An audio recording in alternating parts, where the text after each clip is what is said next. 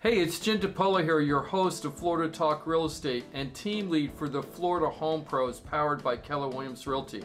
And today, we're going to talk about the 3 mistakes that homeowners make when they're fixing up the home to sell it. Mistake number 1, you don't talk to a professional before you do the repairs.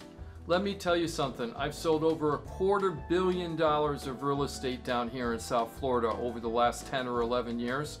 And homeowners do not usually want to talk to their real estate professional until after they fix up the home, because they feel like the realtor will not give them the proper valuation because they can't see through what the repairs are going to be after it's done. And that's a big mistake. Let me tell you why. Most homeowners have an opinion of what drives them crazy about their house. And then when they go to sell it, they start trying to fix those things. And many times those things are not what the buyer is going to care about when they're coming into the house. Let me give you a really good real life example of that. One time I had an investor who was trying to sell a home, a modest home in Boynton Beach, single family home. And one of the things he wanted to do was rip out all the doors of the house and replace them with new upgraded hollow core doors. And I told him that that money was not well spent and that he would be better off adding some extra trim around the doors and adding a fancy doorknob and leaving the doors alone. It would have saved him about $2,000 in repairs with labor and materials, but he went ahead and did it anyway.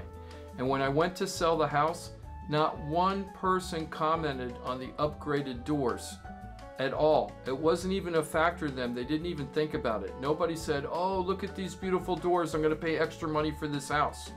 And on top of it, at the time of the market that he was selling, he didn't really get the full asking price he was hoping for. And then this extra expenses he did not get back from the time and effort he put into it.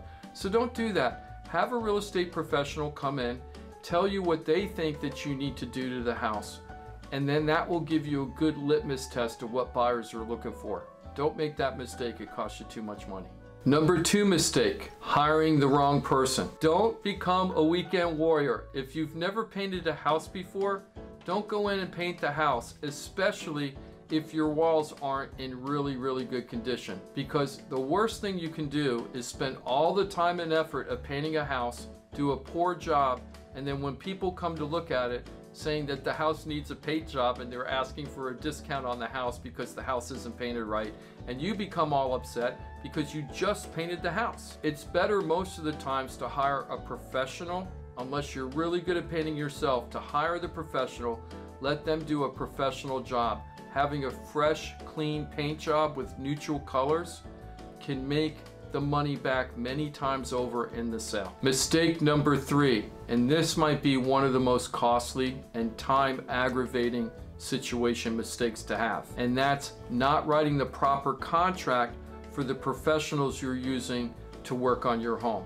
When I write my contracts, I always have 3 prices that I'm going to pay for the work. 3, not just 1, yes 3. The first price is based on the contractor's timeline, that I'm going to pay them the price that they've agreed to with me, as long as they finish on the date of the ending of the contract. I also write in the contract that if they finish early, that I give them a bonus for finishing early. And I usually either base the bonus on how many days early they finish. So for example, let's say it's a $2,000 paint job and they finish a day early. I might give them $50 extra.